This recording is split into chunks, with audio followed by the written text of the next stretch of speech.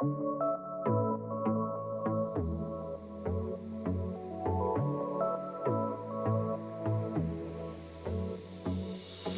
everyone. Welcome back to the Nuance Needed podcast. I'm Amanda White. And I'm Sam Dalton. We are here today to talk about Sabrina Carpenter, her album cover, and more specifically, I would say if you're new to this podcast, we often we do like talk about the details, but we often use something that's happening as a way to talk about something bigger, or we a lot of times don't care about the actual thing that's happening that much. We care and are interested in the rhetoric around what's happening, because that's often what is very revealing about digital culture, how it's impacting our mental health, what it means about us as a society versus whether we like or don't like something. We'll share that, but I think the rhetoric and the reactions a lot of times is more interesting to us. Right. Well, and think about it in your own life, right? Like sometimes you'll have moments where you're mad at something, but it's actually not about that particular thing. Yeah. Right. And so with a lot of pop culture stuff talking about therapy, using like a therapy lens with that, it's like we're talking about the thing, but we're talking about the thing that the thing is about. Yeah, because we're therapists, so it's never just about the thing.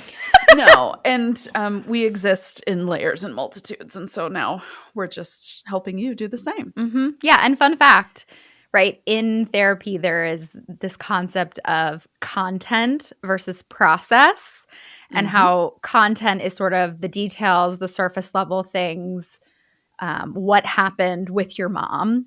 But like the process, the deeper stuff is like, what are the patterns? What does it mean about you? How does it connect to other things in your life? How does it impact how you show up as a parent or a person in the world? Right. Right. And being able to hold space for all of those things and kind of practice having nuance and perspective for situations rather than honing in on one particular element. Yes. And while you and I have opinions, we don't claim to have the right take. We have our take. We have things to think about. We have things that we think. But we try to be very careful on this podcast to help you think about things differently in different ways, but not come across as we know all the answers, because these are just thoughts and ways we think about things. Exactly. And we're not trying to tell you how to think. Yes. I think that's an important caveat as well. A lot of this is we are wanting to like model discussion about some of this stuff and how you can kind of sit with, oh, I thought this one way at the beginning of the episode and I'm thinking of it a little bit differently. Or maybe, you know, feeling that you relate even more to how you originally thought about something when you were first introduced to it. So really this is just about practicing talking about some of these things in a layered way and kind of exploring and turning things over and seeing what things mean. Yeah. Well, why don't you start? Because you had opinions about people's opinions about people's opinions. Yes, about the Sabrina Carpenter cover art when it first came out, before the album came out. I didn't have that many opinions about people's opinions before, but now I do. And a lot of times when Sam and I are trying to figure out if we want to do an episode, we will talk about it and talk about it and talk about it. And one of us will be like, I want to do it. And one of us will be like, I'm not sure yet. And then the other person will be like, okay, I'm ready. Yeah. I have enough of an opinion. Let's go. That's exactly what happened here. So, okay. For those of you, we'll do like a very quick drop in here in case like you've maybe kind of heard about it, but you're not really sure. Sabrina Carpenter has been, first of all, she's been at the game for like over a decade. So she is not necessarily she's not a new artist at all. Right. However, the level of fame that she's now at is fairly new. Yeah. Since last year, which I think also could be credited to her opening for the Eras tour. Yeah. She opened for Taylor. And Taylor in some ways has kind of taken her under her wing. They have a collab on Taylor's upcoming album, Life of a Showgirl. So it is pretty big deal, her trajectory over the last 2 years or so. So she came out with her album Short and Sweet last year. And this year she has come out with another album called Man's Best Friend. Yeah. And she announced it 3-4 months ago, I think. And she dropped the album cover. The album cover is her crawling on the floor. She is kneeling. And there is a man standing off to the side of the album. You can't see, it's the lower half of his body. You can't see anything above really like his waist. And the man has her by her hair. And like a leash. Like a leash. He's holding her hair. And it is insanely provocative. Yes. And there was a significant amount of discussion around, is this the wrong time for that type of an album cover? You know, her artistry and her lyrics, people made the comment that they're not deep enough to justify that type of an album cover and being able to say that it is artistic or, you know, conveying some type of a message. And a lot of people were concerned about how sexualized it was. And there were so many different layers to the conversation. And people were saying that, I mean, Man-Child had come out as a single, but people were saying all this of like the album isn't deep enough before the album came out. The album came out last Friday. So correct. 5 days or 6 days after we're recording this podcast. And the follow-up has now been also, yes, this isn't deep enough. Yes, you guys said that it would be deep. It would be clear. It was sarcastic. It would be clear. She was, you know, making this statement about how, you know, women are treated, and people are saying, no, it was poppy and fun and sarcastic. So the album doesn't meet the moment sort of what the cover looked like. Right. My thought initially when the album cover dropped, I don't love it. Yeah. It's not my favorite album cover I've ever seen. I think it was striking in a lot of ways.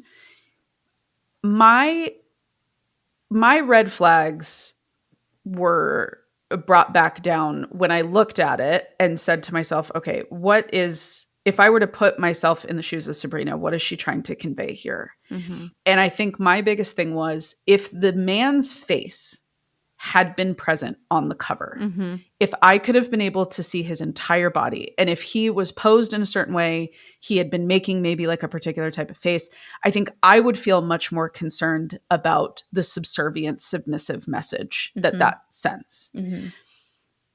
We can't know specifically what the message is. She did an interview with Gayle King on CBS this morning, and I watched the interview, and she says the album as a whole is about the idea of control and having moments where, as a woman, you know, in some ways that you're giving up some control, and flirting with that moment of recognizing the conscious decision of giving up some of that control as kind of a way to explore a relationship and what's happening. Yeah. And I think if I look at the cover through that lens, that makes sense to me. Yeah. Because I think this album is about a heterosexual woman exploring her relationship to men, and even more specifically, her sexual relationship to men. And I think the Short and Sweet album had a very like almost innocent, flirtatious sexuality to it. And I think this album, having listened to it, is a much more intense, grown exploration of sexuality in some ways. The lyricism is not that groundbreaking. Yeah. But I think if you look at the two albums, there is an escalation between the two of them. And I think my concern with the level of critique that this has brought in is, first of all, I can't even think of a single time in my life where we have critiqued a man's artistry the way we are critiquing this. Nirvana had a naked baby on their album, and no one said a word about that, right? I think what I have a really hard time with is when it feels like we are just constantly, anytime a woman releases something, and a woman who is not shy about her sexuality and the way she portrays that, and maybe if she's more camp about it, a little more costumey about it, and performative, we get really mad. We get big mad in both directions. And what I find frustrating is I just look at this and I go, I just don't think it has to be that deep. Mm-hmm. And I recognize that as a white woman with privilege who is also identifies as straight, there are some people who would say, well, you're not willing to think about it in depth. Mm-hmm. And my concern right now, and I think this kind of bleeds over into some of the critique that we've already talked about with Mm-hmm. Taylor, is I feel like we are searching for things to feel incensed by. Mm-hmm. And I kind of wonder if it's things that we feel can be easily boxed up and discussed and identified as like, that's bad. Mm-hmm. I don't like that thing. I don't relate to that thing. And fine, the world is insane right now. And there's so much going on and there's so much happening. What people are not remembering is you are allowed to not like something. Mm-hmm. You can see Sabrina's album cover and be like, that's not for me. Mm-hmm. You can listen to her voice and be like, I don't really like it. Mm-hmm. You can see her persona and her brand as a whole and go, that's just not an artist I relate to. That doesn't mean she herself is a threat to feminism. That doesn't mean she is a threat to the world at large. That doesn't mean that she is a threat to children. Mm-hmm. I think so much of this has been so blown out of proportion because people feel, due to the algorithms, due to the information silos that we exist in, that when they see something they don't like, that thing must be some type of a threat or something that is going to cause harm because they don't like it and they don't agree with it. Mm-hmm. And there is a world where we can have a conversation about the Sabrina album of like, well, what is the purpose of sexuality, right? And exposing sexuality at this level and being so openly sexual in your brand, right? There's a world where we can explore that. To see that as a threat, I think almost swings us so far from feminism, it brings us back to like Puritan conservatism. Mm-hmm. To say like, well, this woman is like, she's over sexualizing and she's like, it's performative sexuality. The critique that I hated the most was she's encouraging men to be violent towards women. And I was like, whoa. So we are all the way back to blaming a woman for violence against women? I would vehemently disagree with that. Yes. And I think that is someone who is reaching to fit their own narrative and what they want this to be. And I just don't, I'm sorry, I just don't think it's that. You can fight me with that in the comments. That's fine. But I don't, if you actually listen to the album, it is not that in any way. And exactly as you said, if I now have to again be responsible and these female artists have to now think of how to portray their covers out of fear that a man might interpret that and be violent, that is an impossible metric to gauge. And it brings it all the way back to women are now responsible for the behavior of men. Well, I think it's also like kink is a real thing. Kink is very empowering for lots of people. Power dynamics exist even in other types of sexual relationships beyond just heterosexuality.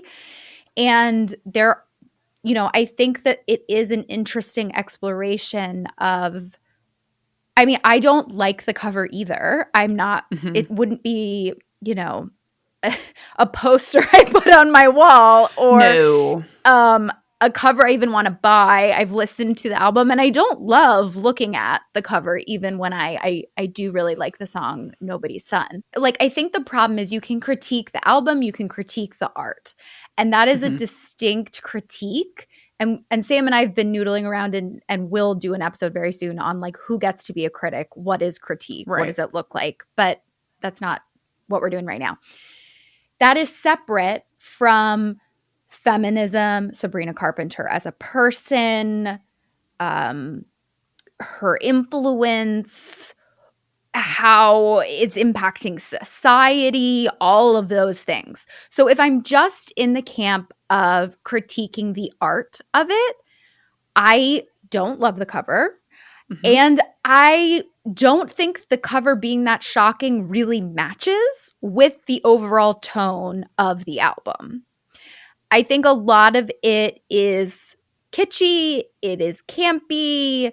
I think it is deeper than short and sweet. And I understood it more when I heard her say that it is like tracking an entire breakup. So Mhm. like the beginning of still being in a relationship that isn't working to the end and moving on. Yeah, a lot of the songs aren't like extremely lyrically deep. It's pop No. music, it's cheeky, it's innuendos. I think it's an interesting thing to play with of like her flirting with this like Dolly Parton sort of vibe. Like I think that is an interesting idea. I think a lot of her persona, you know, people call her fake and things like that. And I think this like persona she's developed is sort of a character, sort of like Chappell Roan's Mhm. character. I think it's an interesting thing. So I don't think that persona necessarily matches the album cover. Like the album cover to me evokes like I hate how much I love this a little bit. Like, I hate how I put myself in this position. And Mhm. as someone who has been sexually assaulted, has struggled with like, you know, hyper promiscuity as a result of trauma, I think it's a very interesting layered conversation to have that is too bad that was not touched on sort of at all, more than just I hate how I want you to do the bare minimum and I'm so excited for you to do the bare minimum. Like all those songs are good. I just think the album cover, whether she meant to or not, evokes so much like depth around kink and shame and Yes. hypersexuality and power dynamics and reckoning even as someone who's straight with liking, loving men, being attracted to men and hating that you love men in some ways, hating that you like are part of this dynamic, which is a fascinating conversation that I don't think her lyrics were able to contend with. But that is separate than whether she's hurting people and whether like we can say, did the art do the job?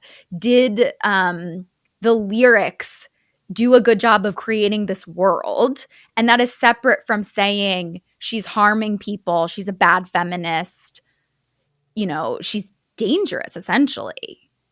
The thought that I was having when you were talking about what the cover evoked for you is I think we've forgotten that that is in fact the point of art. Yes.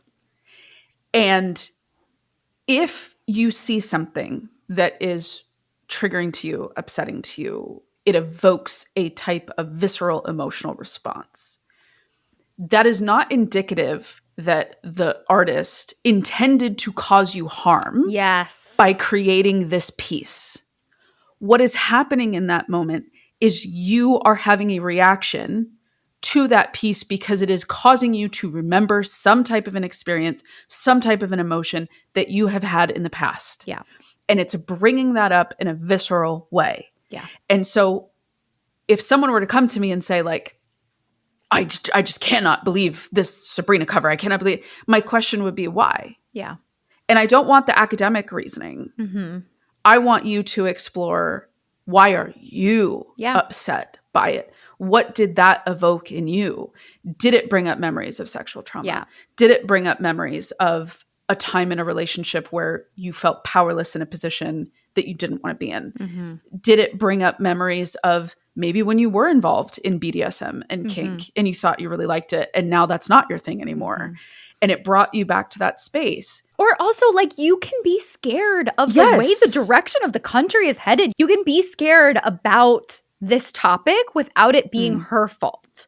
And I think that's the line is like, I get that. Like, it is not the best time in terms of seeing the direction that the country is headed, seeing people being, you know, told to go back to the, you know, Roe versus Wade is overturned, all those things. But I think the problem is when people say she did this when this happens, this is bad, she's furthering this. I don't think you can say that fairly. I don't think you can either. And I also have the pushback a little bit of with the swing to more repressive conservatism, right? Why are we utilizing that lens to analyze this artwork that is clearly, I think I could give Sabrina credit enough that she had the thought that this would be an empowering piece. I think in some ways she thought it was. In interviews, I've heard her kind of talk about how she wanted this to be an album that did explore power and control in relationships, and Yeah. for women to have a space where it can kind of be presented in like a silly and fun way, Yeah. but maybe like evoke some of those thoughts. Yeah. And so my frustration was like, why are we ripping this open like expression of sexuality to shreds? Yeah. When we're also trying to say at the same time, well, no, like we're going too far to the right and we're controlling women, and women literally do not have control over their bodies in certain states. But how dare this woman have an album cover that's provocative? Yeah. Like that was the dichotomy that I was really struggling with when I was seeing the feedback was I was like, it just feels hypocritical. Yeah.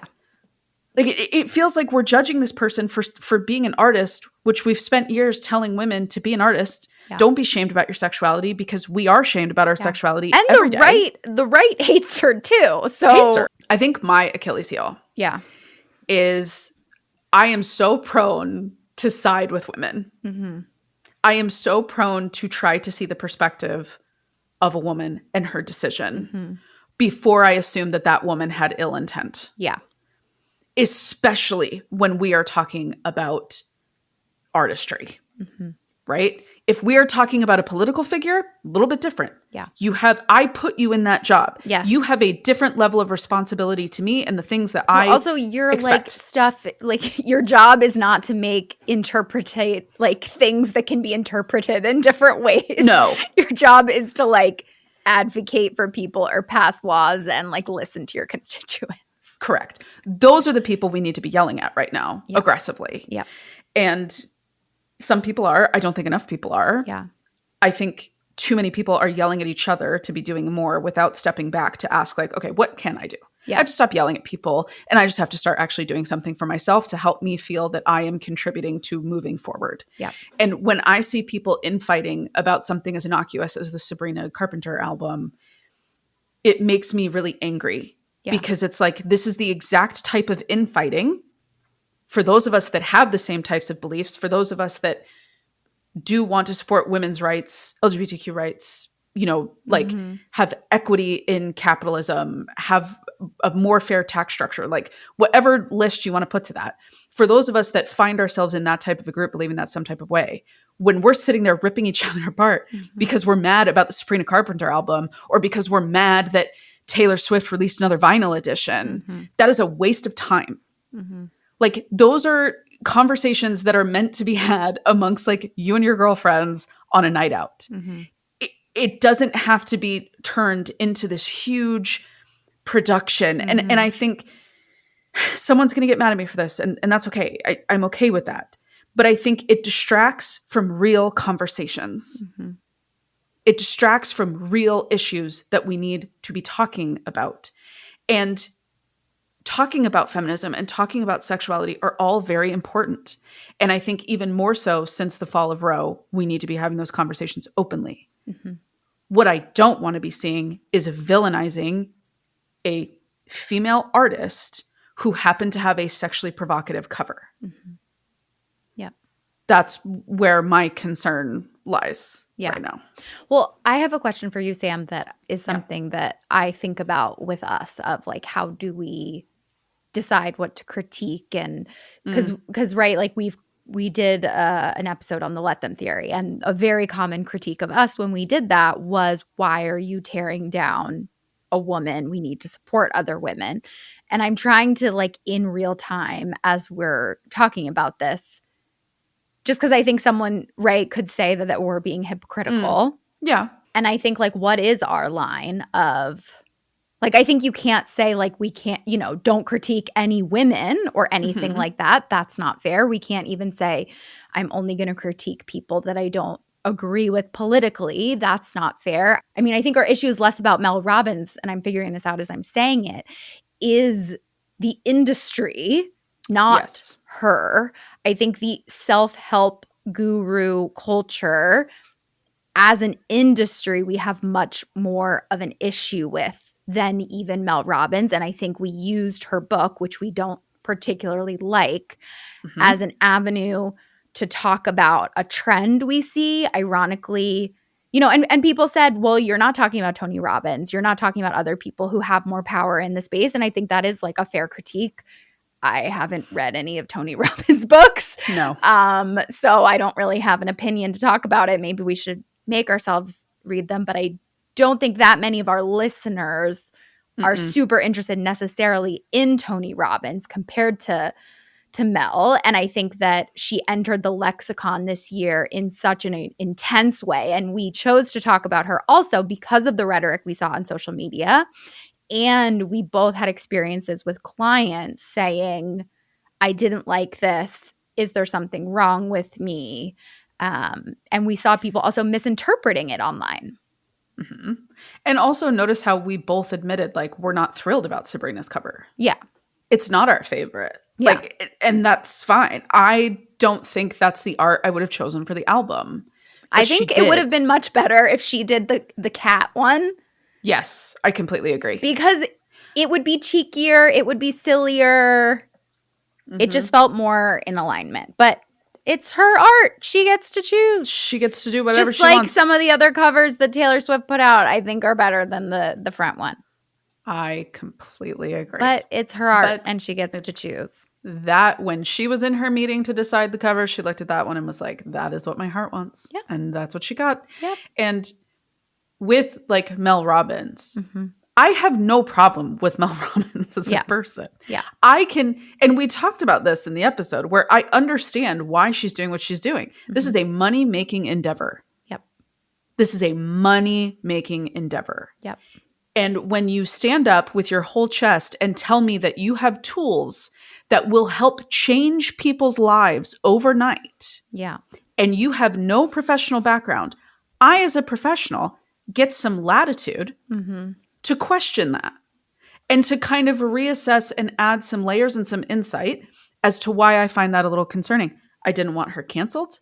I didn't want people to stop buying her book. If you felt aligned with that messaging, I am happy for you, truly. Yeah. But with me and my corner of the internet that I have, we look at things a little differently. Yeah. We have some different perspectives. And I'm speaking to that group. And I feel like it's the same with Sabrina. I have no ill will towards Sabrina. I think she is fun. She makes bops. Yep. Like she does. Is she the artist I go to when I want like depth and feeling and emotion? No. Yeah.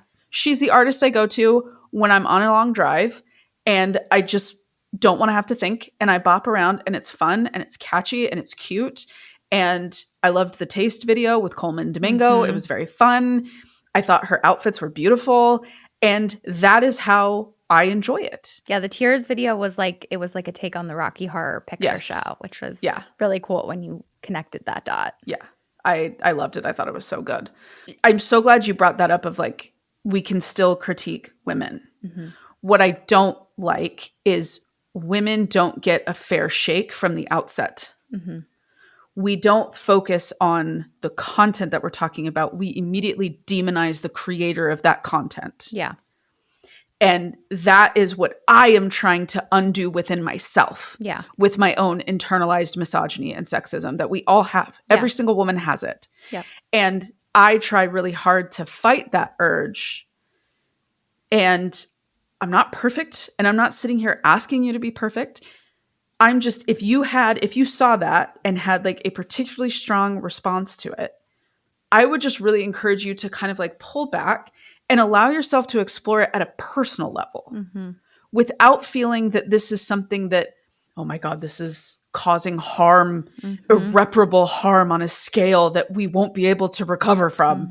And I just think with the climate and everything going on, I am going to be even more reticent to judge a woman for exploring her sexuality and being more overtly sexual. We cannot submit in advance. We cannot repress ourselves in advance because that is what they are asking us to do. Yeah. That is what far-right people who are in charge right now are wanting and asking women to do. They are telling us that we are bad for the way we have lived, that we are bad for having wants, that we are bad for having needs, that we have a very particular role that we are meant to occupy, and to veer out of that is bad. And I refuse to my marrow to submit to that vision. And I refuse to hold women to that standard. Mm-hmm. And if Mel Robbins was getting ripped to shreds on a personal level because she made a comment about her sexuality and the way that she is, I would defend her in the same way. Mm-hmm. Because I critique the work. I critique the fact that she is standing up and saying, I know how to fix your life. That's a very bold statement that deserves 5, some exploration. 4, 3, 2, 1. High five yourself in the mirror. Those are 3 very bold statements. I had to. No, it's because it's ridiculous, but it works because it's short, sweet, and to the point, and people leave feeling that they have some magical answer that's going to fix them. And I, as a professional who know that's not true, get to spend time saying, yeah, I don't really like that. Mm-hmm. It just makes me frustrated how we think that we're being so insightful by making something like complex and complicated and it has, but this is the meaning that you're not understanding and you're not seeing. And it's like, fine, maybe in some ways that's true. I refuse to see Sabrina Carpenter as evil or trying to inflict harm or intentionally trying to harm people simply because she, as a grown woman, a grown adult, is creating content for other grown adults to explore their relationship to sexuality. Well, I think that is part of the other problem is that she was a Disney star for so many years. She does, which you can critique, and I have also, right? She has played into some of these tropes about sort of like girlhood and being young and some of that, which I don't love. But I think you can critique that. But I also think that is part of the problem is that people are saying like this should be for kids. And like she has never said that she's for kids. And I do think part of the problem, which we've talked about ad nauseum on this podcast, is there aren't separate spaces anymore for tweens and teens. And they go on TikTok and this is what they see. Sabrina should be able to have a show with a heart-shaped stage, and that doesn't mean that she's saying she's for kids. But yeah, I think it is an interesting overlap of this whole like Disney Channel complex and how we don't have that anymore, and we don't really have pop stars for the younger generation. So then it ends up being this complex thing where we get mad at pop stars who never claim they're for kids for not being for kids. And we act like if they make a colorful video or have younger themes in the visuals, that they're advertising themselves to teens, even if they're not. Okay, so if you're listening to this episode and feeling like, oh my gosh, I could actually really use a therapist, we've got you. My practice, Therapy for Women Center, has therapists licensed in 43 states across the country. All the therapists are hired by me, trained by me, handpicked by me, and we really back and support our therapists. We vouch for them, unlike some of these big online therapy platforms. Also, if you're local to the Philadelphia area, we have 3 office locations there. So I would love for you to go to our website, therapyforwomencenter.com, and check it out. The other star that kind of came up in my mind while this like Sabrina stuff was exploding, which is kind of similar to what you just said of there's no like teen tween spaces. Do you know Tate McRae? Yes. There's a part of me that's like a little confused as to why. I mean, have you listened to the lyrics of Sports Car? I have not. I haven't really listened to any of her music. But it does not come across as being for teens at all. She comes across to me as like already in the I'm a slave for you era. Yes. With how she dances and everything. She's a very talented dancer. Very talented dancer. And a lot of people are saying like she is this generation's Britney, which fine. But I'm just fascinated as to what is it about Sabrina that invited this level of critique and criticism and hate and frustration when Tate McRae is over here being like a full-grown woman on her album covers, at her concerts, like in her songs. I just find it really interesting. I think it's because she's very petite. Yeah. And she has leaned into this coquettish, yes, girlhood sort of, side of her. Yeah. And I think she was a Disney Channel star. And I think people loved Espresso. Little kids were singing Espresso. Right. And I think that she flirted with talking about sex on Short and Sweet. And that definitely progressed in this album. And I think people don't like that. But I mean, her nonsense outros were extremely sexual. Before then, also, this has kind of been her shtick. Yeah, I mean, I sent you that article that I think it is one of the most fascinating articles I've read about it. That was wild to me. I had the exact opposite assumption. Yes. So we'll link it in the show notes. Let me pull it up.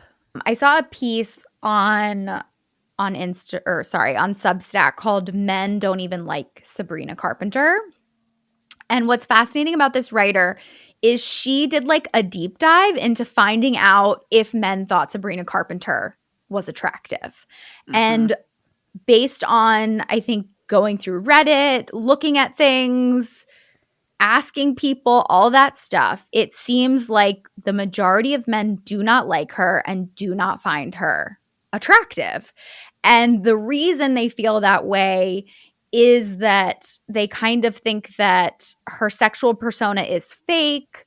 Her overt sexuality is like over the top, like she's not natural, like she wears a wig, Yeah, she's like, one of the comments is like she's disgusting, over sexualized trash. She's a porn like industry plant. All of these like very intense things. And then the interesting thing is the main critique from women is that women are saying she is too male-centric. She is geared towards men. So it is this striking, interesting phenomenon of like women don't like her because they think she's catering to men, but men don't think she's attractive. So where this writer essentially goes to, and then she actually does a really interesting thing where she compares Sabrina to Sydney Sweeney. And she says that, her name, Sydney Sweeney, appears frequently in many of these male-dominated spaces. The two are held up against comparison. When Sabrina is framed as trying too hard, men describe Sydney as effortlessly seductive. Yeah, it's just so interesting how Sydney Sweeney's sexuality, because Sydney Sweeney is like overtly sexual in many places, is considered just who she is, so it's sexy. Where maybe it's because Sabrina's petite, because Sabrina, is more campy, that she is doing it on purpose and men are not interested in that. But see, to me, what this drives home, even though I had, reading that when you sent it to me, I had the exact opposite belief going in. Yeah. In terms of you thought that men found her attractive. I just assumed. Same. If you're someone that is critiquing her for glorifying sexualization of women, you have to assume on some level that men find her attractive and men are sexualizing her. Right. So when they don't, it pokes holes in the thesis that she is causing irreparable harm to men, because also, like, let's be honest, this stuff is already happening all day, every day, and has been for time immemorial. Sabrina is not all of a sudden going to be the harbinger of like, wow, men can get incredibly violent during sex. Yes. Like, that's just not, I think that viewpoint is very narrow.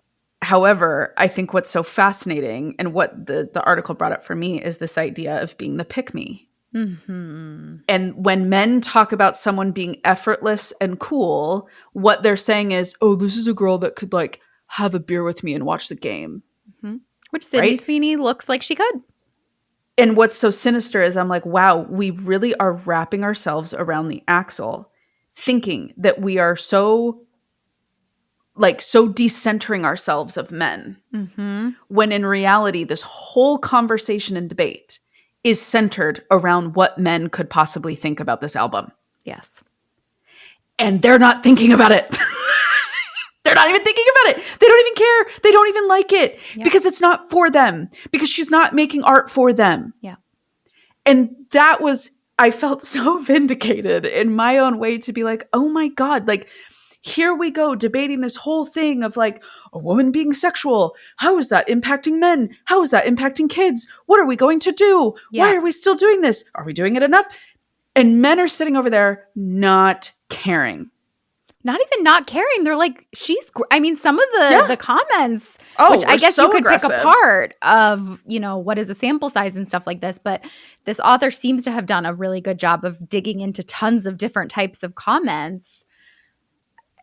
Yeah, of like, she's not attractive and she is too like, she's like Dolly Parton, sort of. Well, can I read one quote that really like stopped me in my tracks from this article?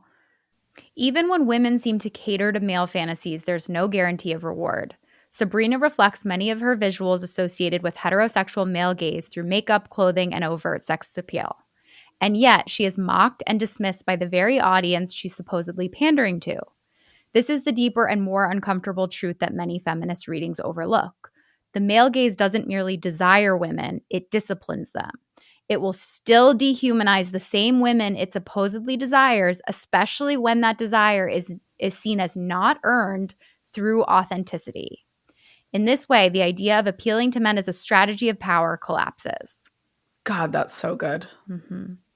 Because there's even people that are saying that they don't believe she's a woman. Like, that's part of the rhetoric online, too. Yeah, there are men that are trying to say that she could possibly be trans. Yes. Which is an interesting, like, overlap also with, like, Chapel Roan, correct, too, in terms of, like, this is a character, this is you know, that she's created. A persona. Yeah, that she's embodying, Right. We don't like it because we can't put our finger on it. Right. It's like, we can't identify what slot she fits into. Yes, and no one can figure out who she's exactly catering to. It's so unfair. Yeah. And I think any woman that has ever felt like not enough, this type of conversation is a nightmare. Yeah. To think of having the world at large applying this metric to you and being like, well, over here you're too short, and over here you're actually too tall, and over here you're too thin, but over here you're too big, and over there you're too performative, but over there you're just a shitty artist. Like, I think I bring myself back to this space of like, what am I getting out of ripping this person to shreds? And everybody has opinions. Yep. You can absolutely hate this. Yeah. You can never go to a Sabrina Carpenter concert in your life. You can never hit download on Spotify. That is fine. Mm-hmm. You are allowed to relate to certain types of art and not relate to certain types of art. This conversation is in no way saying like, you have to leave this being Team Sabrina. What I would want you to leave this conversation with is, why am I so threatened by this? If it made you upset, if it made you mad, if you had a reaction to it, I want you to take some personal ownership and sit with why. Mm-hmm. Instead of assuming that there was intent there, that there was harm, that this thing is inherently bad, just understand yourself better and see that this thing did exactly what she hoped it would. It evoked awareness of the album. Mm-hmm. It made people curious about the album. It kept the album in the like social and cultural milieu until it came out, and it's still doing that. Like, at the end of the day, she benefited from this conversation. Even if you are mad at her, even if you think that she's too sexual and you are terrified that your children are going to see that picture. I don't think it's an inspiring picture, though. I don't think people look at that and they're like, that looks great. Well, that's exactly what I'm saying. Like, I don't think it is as serious and harmful as people portray it to be. Mm-hmm. And I've never thought that. Even from the first time I saw it, there was a part of me that was like, this is kind of an immature reaction to this photo. We cannot like it. Mm-hmm. I don't think it needs like this magnitude of like assessment, especially to then dive into Reddit and realize men hate it. Yeah. They don't even like it, because men right now who are leaning more conservative, what do they want? They want a woman that caters to them. Yep. So of course they are attracted to a Sydney Sweeney, cool girl, I have no opinions type of persona. Not saying that Sydney Sweeney doesn't have opinions, but when we are talking about the cool, effortless pick-me girl, that is the persona that we are talking about. Well, isn't pick me the opposite? Right? Isn't No. pick me trying too hard? Well, pick me is trying too hard, but what pick me does is pick me completely caves to the male gaze. Oh. Pick me like completely says like, I'm not like other girls. I really love football. I don't like, Okay. I'm totally fine if you want to hang out with the boys. I have no needs. Okay. I'm so cool. Like, I'm never going to argue with you. Like, ew, like you're allowed to live your life. Girls are annoying. That is the vibe of pick me. Okay. And so Sydney Sweeney kind of, I think physically, she emulates the look of kind of that girl next door. She typically has very simple makeup on. She tends to dress with her figure highlighted, right? And I think she has a much more mature looking figure than Sabrina Carpenter does. And I think men right now, not all of them, but there is a conservative, right-leaning push that men are being drawn to right now, that they would want a woman who just wants to stay at home and doesn't challenge them and thinks they're the greatest thing that's ever happened, and we leave it at that. And I know some of you hearing that might make you upset or uncomfortable, but that is a legitimate issue that straight women are dealing with right now. And I can tell you that as one. A lot of men are expecting a very subservient type of person. And I understand that when a lot of people saw that cover, they immediately assumed that Sabrina was wanting to take on a subservient role because that was a submissive position that she was in. However, it is, to me, if you think about what she could possibly be trying to convey, exactly as you brought up, kink and BDSM and dom-sub dynamics are so much deeper than just, I don't want to have a thought or an opinion. It is so much deeper than that. And I will also give you, the lyrics don't convey that. And I think it's sad because I think there's a part of me that's like, this could have been like a really cool, powerful album with the right type of lyrics. But she's not that. And I also think we have to be honest that like Jack Antonoff doesn't make songs like that. I think there's a world where, it's why some of the albums that he's helped Taylor with have the strongest reaction. And why when they found out that she was collaborating predominantly with Max Martin on Life of a Showgirl, people were like, oh, thank God we need a break from Jack Antonoff. I think he has a very particular sound. He has a very particular vibe and brand to his music.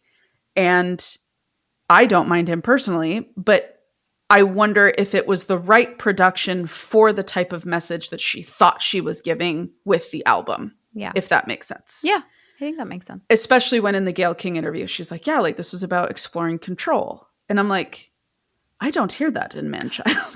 No, I agree. I don't hear that in Tears even. No. But Jack Antonoff also did Short and Sweet. Right. But Short and Sweet was meant to kind of be like simple. Oh, yeah. Like, okay, like Short and Sweet was meant to be like very straightforward. Like it was pop bops. I'm glad we talked about the critiques of how we critique, because I think that's good for us to figure out and constantly be thinking about. I think I want to make sure I've read enough before I form an opinion, and I need to like research and, read from like people who actually study feminist literature and, queer writers. And, I saw some Black women's takes online and things like that too. I just think that I think my summary is just that you can critique art, you can critique work and not critique the person. While I think a lot of times what we say is like things are deeper because we're looking at the meaning, I think things aren't always harmful. And we have to get better as a society at understanding that your reaction is not necessarily how other people are going to react. And your reaction also is not an accurate gauge of what's actually happening necessarily. Just because you felt uncomfortable with the album, like I said, I felt uncomfortable with it, but I also know that it's because of my own history and things that I've been through. So I think our motto is learn from these reactions, get to know yourself and why you're being impacted by them, and we can like use them to grow. But as a society, I agree with you. I think it's really hard when we're just going around and around and around and banging our head. And it's really hard online where people just get more and more and more extreme about things. In their takes. And with echo chambers, like we need to be able to look at I read a lot of different takes. I didn't agree with all of them. I don't even completely agree with even the articles that I quoted today. That is what it is to be a critical thinker, is you hear different people's perspectives, you hear different people's interpretations, and then from all of that, you form your own. I think the way when people get more and more extreme, it's often an indication that it's like a witch hunt situation that's happening where people are escalating rather than people being reflective and liking it or not. And you can be like, this cover is problematic, and that is a fine interpretation for you to have. I just think it gets so hard when we start labeling things as dangerous and over-policing women, because then we're right back around to the other side, and women need to be able to, everyone needs to be able to express themselves and their sexuality how they see fit, as long as you are not actually harming someone. Amen. And I'm really glad that you address the idea of simply because you are feeling something, the feeling is valid, but the reasoning might be incorrect. And I think that's a really spicy take in the way mental health language has been used and portrayed and the way people are interpreting it now, which is this idea of like, if I feel something, I am immediately correct in that feeling. Yes. And how this concept applies to this situation is simply because you found the Sabrina Carpenter cover to be problematic does not mean that it is inherently problematic. And even if it is not your job to pick up a pitchfork and say that this person needs to be destroyed because you found it to be problematic. Even if you don't like it, even if you don't want to listen to her, that is completely fine. But to look at something like an album and say, if I'm angry at this album, what am I angry at? Why am I feeling angry? And to pause and say, where could I direct this anger in a way that feels meaningful to me in my life? And I want to give you permission to, my last thought, to say, it was okay if you just found this to be like a silly, fun album. That's okay too. You're not less aware. You're not stupid. You're not misinformed. It is okay if this was something that was just like simple and straightforward to you, because honestly, that's kind of what it was to me. And so you're not falling behind if you saw some of the insanity whipped up about it and went, I'm a little confused. Because I think it's speaking to some larger issues that we're dealing with socially. I think we are being pulled to the more conservative. We have to just be really cautious that we fight that urge to completely submit to that if that doesn't feel aligned with what we believe and what's important to us. If living your life a little more conservatively, being a little more restrictive in things, that's fine. You get to do that. I lived that way for quite some time. And I appreciated when people respected that. But I need some of you to also respect the reverse, to respect that some women are very confident in their sexuality and are completely fine with that. And that some women are very open about those things. And that a lot of women have done a lot of work to be confident and comfortable with those things. And to respect that and move on. Absolutely. Well, as always, thank you everyone for listening. We'd love to see you on Substack. We have some great content over there. Lately, I just did a whole gaslighting guide. Sam did a great questions for September reset guide. We have an episode about cringe culture on there, and we'd love to see you over there. Yeah. And also, as per usual, anything you can do to rate, review, subscribe, share, get the word out. It would mean the absolute world to us. It's so helpful. We see all of your reviews, and some of you are so kind in DMing us your thoughts about things, and we just really appreciate you. And we love doing this, and we want to be able to do it for as long as we can. And anything that you can do to support us helps us keep on being the little engine that could. We'll see you next week. Bye.